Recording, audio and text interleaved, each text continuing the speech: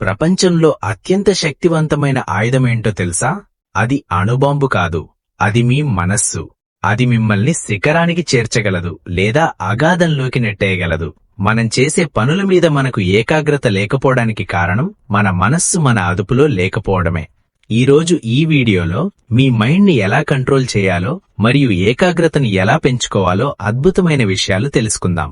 Hello friends, welcome to AH animations. మనం పుస్తకం ముందేసుకుంటే మనస్సు పక్కనున్న ఫోన్ మీదకు వెళ్తుంది. ఏదైనా పని మొదలు పెడితే రేపు చేద్దాంలే అన్న బద్ధకం వస్తుంది. శాస్త్రవేత్తల ప్రకారం మన మెదడు రోజుకు సుమారు 60,000 ఆలోచనలను ఉత్పత్తి చేస్తుంది.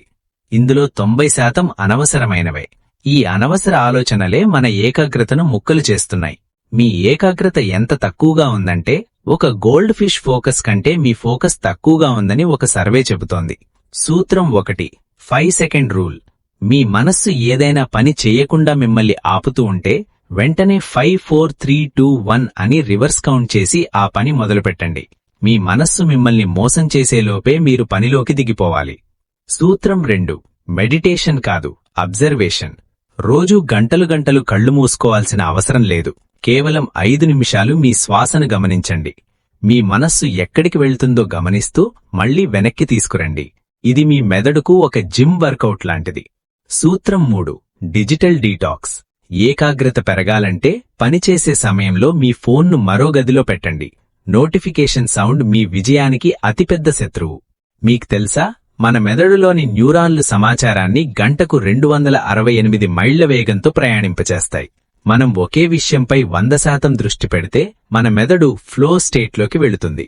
ఆ సమయంలో మీరు చేసే పని నాణ్యత మరియు వేగం అద్భుతంగా పెరుగుతాయి.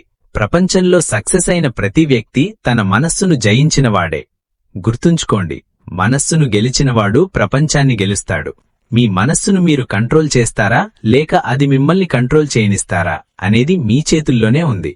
ఈ వీడియోలోని టిప్స్ మీకు ఎలా అనిపించాయో మరియు ఈ స్క్రిప్ట్ మీకు నచ్చితే కింద కామెంట్ చేయండి. ఈ వీడియోను లైక్ చేయడం మర్చిపోకండి. ఇలాంటి మరిన్ని ఆసక్తికరమైన యానిమేటెడ్ మోటివేషనల్ వీడియోల కోసం మన ఏహెచ్ యానిమేషన్స్ ని తప్పకుండా సబ్స్క్రైబ్ చేసుకోండి. ధన్యవాదాలు. మళ్ళీ వచ్చే వీడియోలో కలుద్దాం.